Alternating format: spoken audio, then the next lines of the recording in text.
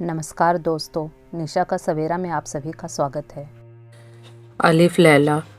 दूसरे बूढ़े और उसके दो काले कुत्तों की कहानी।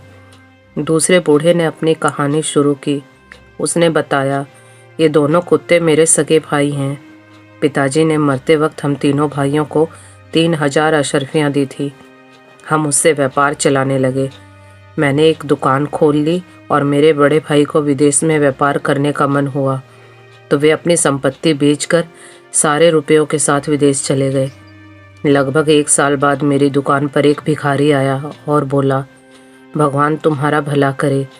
मैंने उससे बिना देखे कहा, भगवान तुम्हारा भी भला करे। इतने में भिखारी पूछा, क्या तुमने मुझे पहचाना? मैं उसकी ओर पलटा और उसे देखते ही रोने लगा। मैंने कहा, भैया तुम्हारी ये दशा कैसे हुई? उन्होंने मुझे सारी विपदा सुनाई। मैं मौन रहा, दुकान बंद की और भैया को लेकर घर आ गया। घर पहुंचकर मैंने भैया को नहलाया, अच्छे कपड़े दिए और पेट भर खाना खिलाया। भैया की मदद के लिए मैंने अपनी तिजोरी खोली। उसमें 6000 रुपये थे। मैंने सोचा इसमें से आधे भैया को दे देता हूँ और आधे अपने पास रख लेता हूँ। मैं भैया के पास गया और कहा, पिछला नुकसान भूल जाओ भैया और उन रुपयों से नया व्यापार शुरू करो। भैया ने रुपये ले लिए और मेरा धन्यवाद किया। कुछ महीनों बाद मेरे छोटे भाई की इच्छा हुई कि वह विदेश में व्यापार करे। मैंने उसे मना किया, लेकिन उसने मेरी एक न सुनी।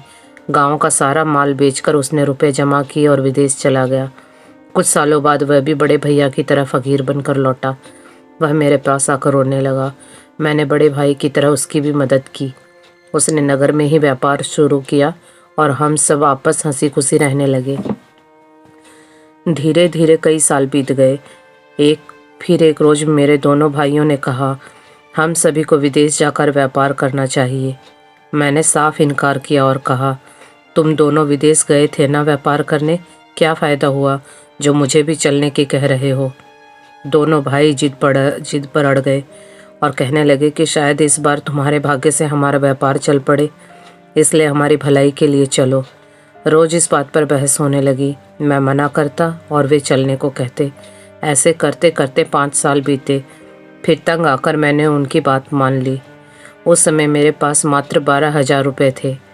मैं भाइयों के पास गया और बोला, समझदारी इसी में है कि हम अपना आधा धन व्यापार में लगाएं और आधे को भविष्य के लिए बचाए रखें। यदि आगे चलकर कोई अनहोनी हुई तो कम से कम हमें खाने के लाले नहीं पड़ेंगे। मैंने 3,000 दोनों भाइयों को दिए, खुद 3,000 लिए और बाकी 3,000 रुपये को घर में एक गड्ढा खोदकर उसमें दबा दिया। अगले दिन सुबह होते ही हम तीनों व्यापार के लिए विदेश रवाना हो गए। हम एक नगर में पहुंचे और काम शुरू किया।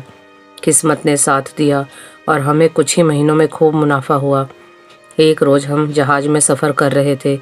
उस दौरान अत्यंत सुंदर स्त्री फटे पुराने कपड़े पहने मेरे पास आई। उसने ज़मीन पर गिरकर मुझे सलाम किया और मेरे सामने विवाह का प्रस्ताव रखा।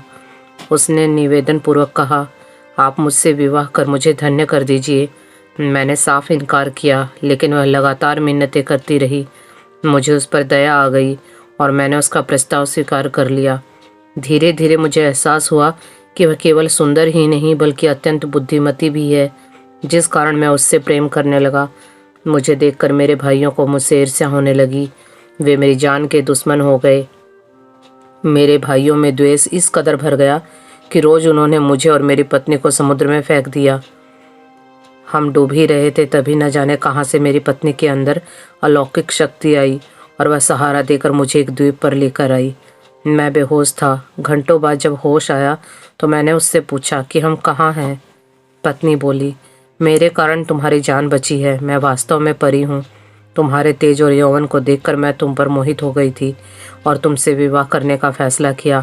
तुम बहुत अच्छे हो, लेकिन तुम्हारे भाई बहुत बुरे मनुष्य हैं, अतः मैं उन्हें जिंदा नहीं छोड़ूंगी।